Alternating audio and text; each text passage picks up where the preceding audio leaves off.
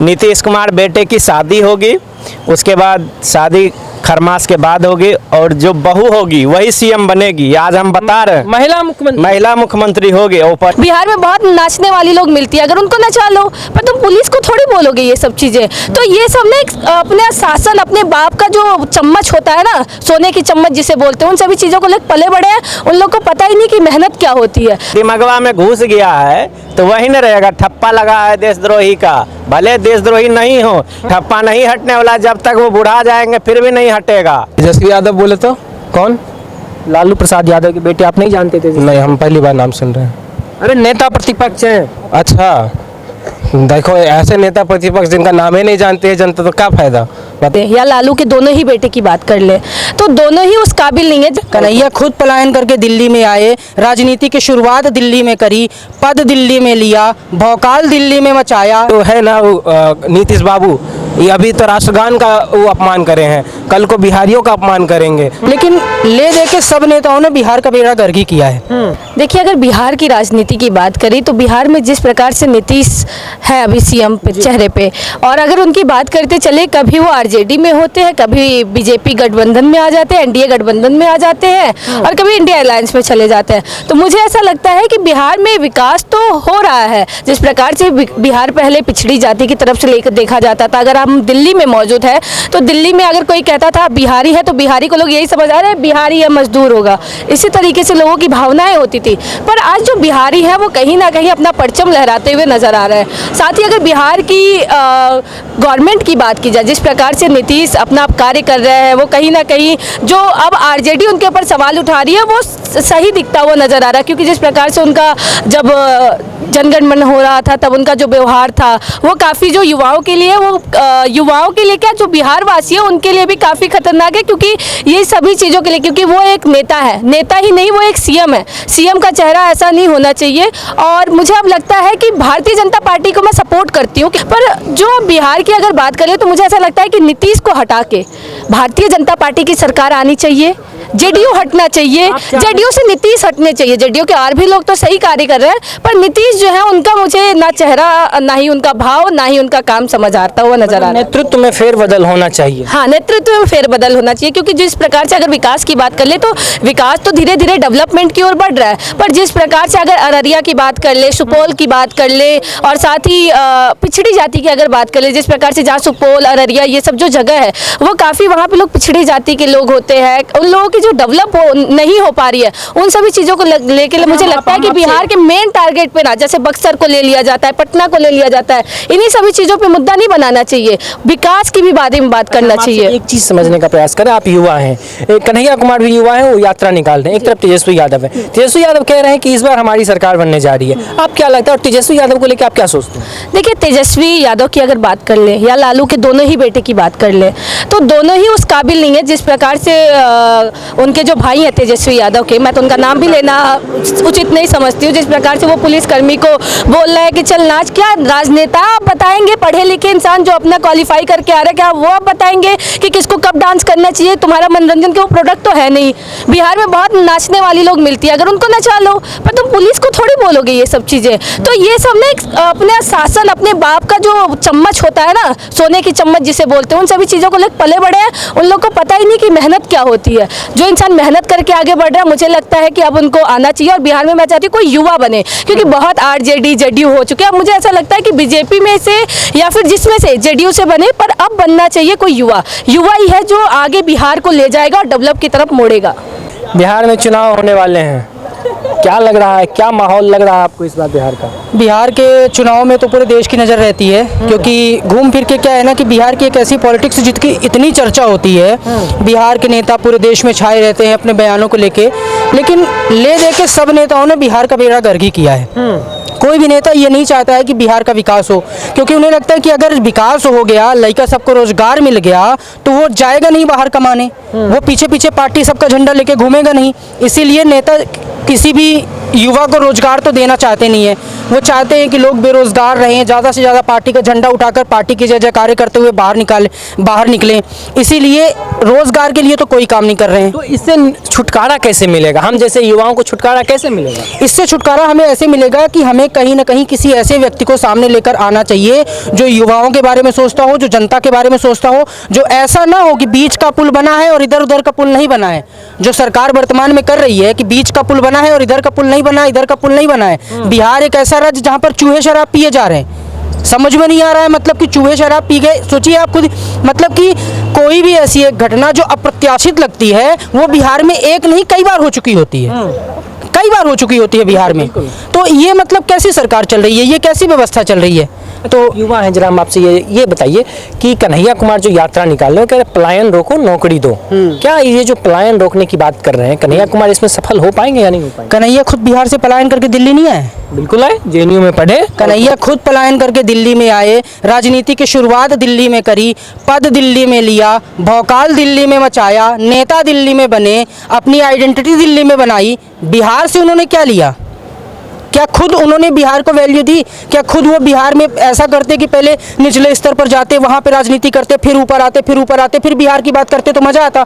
मतलब कि वो दिल्ली से टपके बिहार में गिरे, ऐसी वाली उनकी स्थिति है। तो उन्होंने तो कुछ ऐसा किया नहीं बिहार के लिए।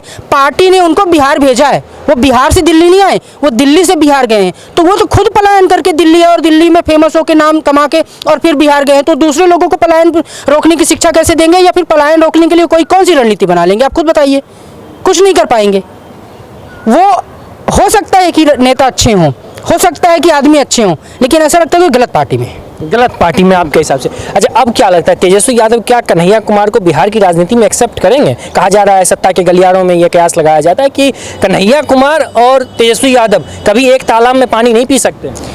तेजस्वी यादव और लालू का परिवार किसी को भी स्वीकार करने की स्थिति में नहीं है। वो किसी को क्यों स्वीकार करेंगे?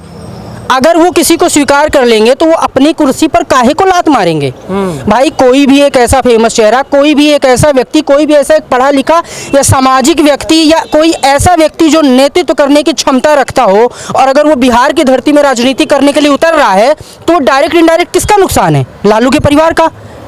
क्योंकि भाई अगर कोई सीएम फेस बन रहा है तो तेजस्वी का लंका लगा रहा है, अगर कोई सीएम बनने का प्रयास कर रहा है तो कहीं ना कहीं तेजस्वी की राह में कांटा बन रहा है। तो तेजस्वी कैसे एक ऐसे व्यक्ति को स्वीकार कर लेंगे जो खुद उनको साइड लाइन करके मुख्यमंत्री बनने का प्रयास कर रहा है? कभी स्वीकार नहीं करेंगे। मुझे तो नहीं लगता कि तेजस्वी स्वीकार करेंगे। क्या नाम हुआ? बिरजू। बिरजू जी, क्या लग रहा है इस बार बिहार में क्या होने वाला? आप तो युवा हैं, युवा लोग नेतृत्व करने की बात कर रहे हैं। क्या लगता है इस बार युवाओं के हाथ में नेतृत्व जाएगा, या फिर जो परिवर्तन जो सालों से चला हुआ आ रहा है, एक ही घिसा पिटा राजनीति, उसके तरफ राजनीति जा रही है? क्या लग रहा है आपको? जी देखिए, ये सारे युवा सब नशे के आदी हो गए हैं। सोशल मीडिया पे ये लोग उलझुल चीज़ देखते हैं, अश्लील चीज़ देखते हैं, और ये जो जितने बुढ़ाऊ हैं ये भी सब पागल हो गए हैं। तो अब जरूरत है मोदी जी की। मोदी जी जाएंगे बिहार में और अपने दम पर पार्टी बनाएंगे। पार्टी तो बनी हुई है, पार्टी बनी हुई है, सरकार बनाएंगे और जीतेंगे भी। और ये जो है ना नीतीश बाबू, ये अभी तो राष्ट्रगान का वो अपमान करे हैं, कल को बिहारियों का अपमान करेंगे। तो हम चाहते हैं कि मोदी जी दिल्ली में जीते हैं चुनाव, और हरियाणा में जीते हैं, बिहार में भी जीतेंगे। अच्छा, ये तेजस्वी यादव को लेके क्या सोच रहे हैं? वो कह रहे हैं कि इस बार युवा लोग है चचा खटहरे हो गए हैं, बीजेपी वाले का कोई हैसियत नहीं है बिहार की राजनीति में। अगर आज तक अपने दम पे कभी चुनाव नहीं जीत पाया, अटल जी का सपना अधूरा रह गया बिहार में। तेजस्वी यादव बोले तो कौन? लालू प्रसाद यादव के बेटे। आप नहीं जानते थे? नहीं, हम पहली बार नाम सुन रहे हैं। अरे, नेता प्रतिपक्ष हैं। अच्छा, देखो ऐसे नेता प्रतिपक्ष जिनका नाम ही नहीं जानते हैं जनता, तो क्या फायदा? बताओ। हम तो लालू यादव का नाम सुने हैं। लालू यादव को लेके क्या सोचते हैं? बुड़बक बोलते हैं सबको ऐसे। आप लोग पत्रकार लोगों को भी बुड़बक बोले, हम तो सुने हैं। काफ़ी बदतमीज नेता हैं। अब बाकी उनका कार्यकाल तो हम नहीं जाना, हमारे बाप लोग जान रहे। बाकी तो अब देखो मोदी जीते। तो इस बार किसको वोट दीजिएगा? वहाँ भी मोदी को देंगे जाके। मोदी वाले हैं आप? जी बिल्कुल, भक्त हैं हम। अंधभक्त हैं? जी बिल्कुल। नीतीश कुमार एक तरफ जो राष्ट्रगान का अपमान करते हैं, मतलब नीतीश कुमार का ये मुद्दा बहुत चल रहा है, राष्ट्रगान का अपमान कर दिया। लेकिन पप्पू यादव तो कह रहे थे, पप्पू यादव का आपने बयान सुना होगा, पप्पू यादव ने क्या कहा कि विपक्ष के पास और लोगों के पास अब कोई मुद्दा नहीं बचा, ये मुद्दा विहीन हो गए, इसलिए राष्ट्रगान जब लालू प्रसाद यादव 90 के दशक में राष्ट्रगान का अपमान। पप्पू यादव ना इधर के ना उधर के। आप देखे होंगे कि पप्पू यादव जब कांग्रेस का पीछे बोर्ड लगाते हैं तो कांग्रेस वाले बोलते हैं भाई बोर्ड हटा लो।